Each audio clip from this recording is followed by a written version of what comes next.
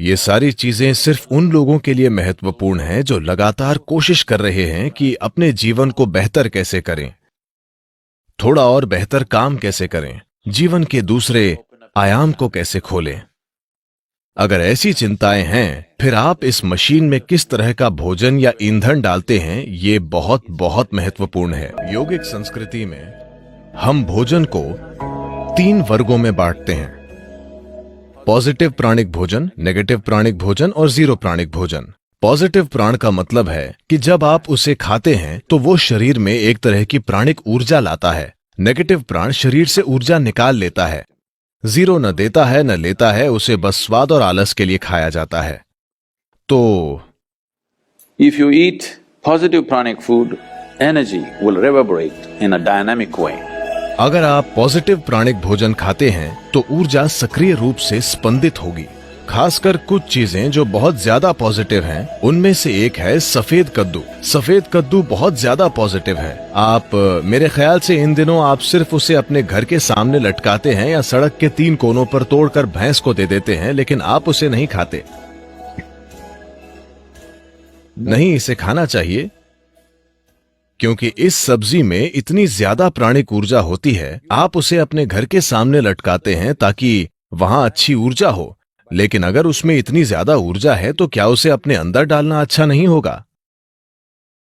उसे आपके अंदर डालना अच्छा है, खासकर अगर आप इस पर कई प्रयोग हुए हैं। अगर आप रोजाना 1 गिलास सफेद कद्दू का जूस पिएं तो आपके शरीर में कैंसर कोशिकाओं की संख्या बहुत कम हो जाएगी और आप साफ तौर पर देखेंगे कि आपकी बुद्धि की तीक्ष्णता बढ़ जाएगी।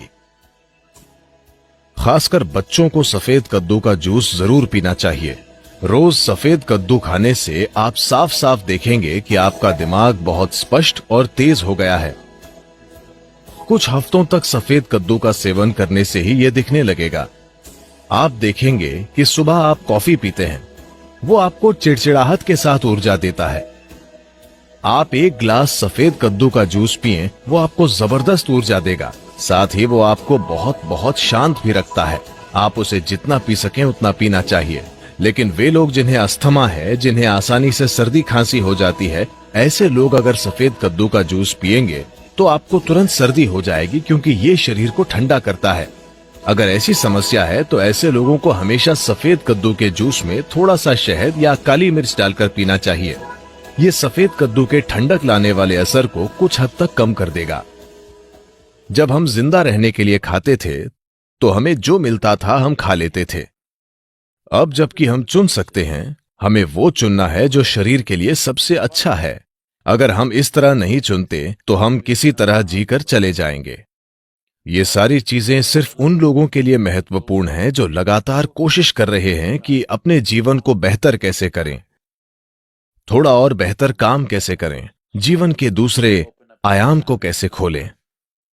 अगर ऐसी चिंताएं हैं, फिर आप इस मशीन में किस तरह का भोजन या ईंधन डालते हैं, ये बहुत बहुत महत्वपूर्ण है। धरती पर पाया जाने वाला इकलौता पदार्थ जिसकी रासायनिक बनावट लगभग इंसान के खून की तरह है। अगर इसका यूं ही सेवन किया जाए तो इसका एक तरह से असर होता है। अगर इसका सेवन ठंडे पानी के साथ किया जाए तो इसका असर अलग होता है। खून की रासायनिक बनावट को संतुलित रखना और खून को शुद्ध रखना, ये चीजें जरूर होंगी। बच्चों की बौद्धिक क्षमताओं को बढ़ाने के लिए ये एक अद्भुत आहार है।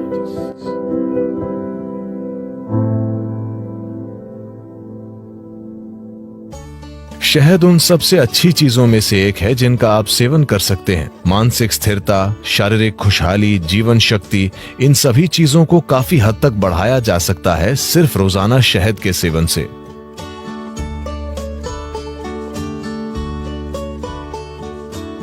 शहद इस धरती पर पाया जाने वाला इकलौता पदार्थ है जिसकी रासायनिक संरचना लगभग इंसान के खून की संरचना की तरह है। अगर आप कुछ चीजें बदल दें तो ये लगभग खून जैसा है। शहद का दैनिक सेवन आपके स्वास्थ्य के लिए बहुत कुछ कर सकता है, खासकर वो लोग जिन्हें अधिक बलगम की समस्या है। यह आपके दिल के लिए बहुत अच्छा है, आपके दिमाग के लिए अच्छा है, यह आपके मन को सतर्क रखता है और ये बहुत ऊर्जा देता है। तो हर दिन शहद का सेवन बहुत कुछ कर सकता है। खासकर अगर आपके बढ़ते बच्चे हैं तो उन्हें रोज शहद का सेवन करना चाहिए। ये उनकी बुद्धि और हर तरह के विकास के लिए बहुत कुछ करेगा। सफेद कद्दू भी। सफेद कद्दू और शहद दोनों चीजें एक साथ मिलकर बच्चों के लिए एक शानदार आहार हैं, उनकी बौद्धिक क्षमता को बढ़ाने के लिए। सभी चीजों में एक मूंगफली।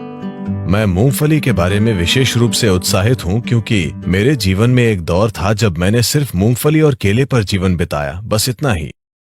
क्योंकि इसमें वो सब कुछ है जो आपको चाहिए। बस भिगोई हुई मूंगफली, बस इतनी मूंगफली रात भर भिगोकर और एक केला, मेरा पूरा दिन निकल जाता था। और पूरी तरह से सक्रिय, ज्यादातर लोगों की कल्पना से भी ज्यादा सक्रिय। इसमें आपका जीवन चलाने के लिए सब कुछ है। यह अपने आप में एक संपूर्ण भोजन है। अगर आप इसे 6 से 8 घंटे तक भिगोते हैं तो पित्त निकल जाता है। आप पित्त जानते हैं, एलोपैथिक डॉक्टर इस पर ध्यान नहीं देते, लेकिन आयुर्वेद इसी पर आधारित है। उष्ण, शीत और पित्त, इससे पित्त निकल जाता है। और इस भीगी हुई मूंगफली को अच्छी तरह चबाकर खाना। बस ये पक्का करें कि ये जेनेटिक इंजीनियरिंग की हुई बकवास नहीं है। एक चीज ये है कि शायद इसमें जेनेटिक बदलाव किए गए हों। अब वो ये नहीं लिखते कि किसमें बदलाव किया गया है और किसमें नहीं। एक और चीज ये है कि आप इस हद तक फर्टिलाइजर और कीटनाशक डाल रहे हैं कि मूंगफली अब मूंगफली नहीं रही। बस ये पक्का करें कि वो ऑर्गेनिक मूंगफली हो। अगर आप नाश्ता बनाना चाहते हैं, आप एक रेसिपी चाहते हैं, तो मुट्ठी भर मूंगफली लीजिए, उसे 6 से 8 घंटे तक पानी में भिगोइए, इसे मिक्सर में डालिए। अगर आप कोई फल डालना चाहते हैं तो एक केला या आप जो चाहें वो डालें। केला उसमें अच्छा लगता है, आप कोई दूसरा फल भी डाल सकते हैं। अगर आप चाहें तो थोड़ा शहद भी डालें। 2 मिनट, शानदार नाश्ता तैयार। इसे बनाने में केवल 2 मिनट लगते हैं। अगर आप इसे थोड़ा पतला चाहते हैं तो इसमें थोड़ा और पानी डालिए और बस इसे पी लीजिए। आप इसे दलिया जैसा चाहते हैं तो इसे गाढ़ा बनाइए और इसे खा लीजिए। आप देखेंगे कि ये आपको आसानी से 4 से 5 घंटे तक ऊर्जा देगा और ये बहुत पौष्टिक है।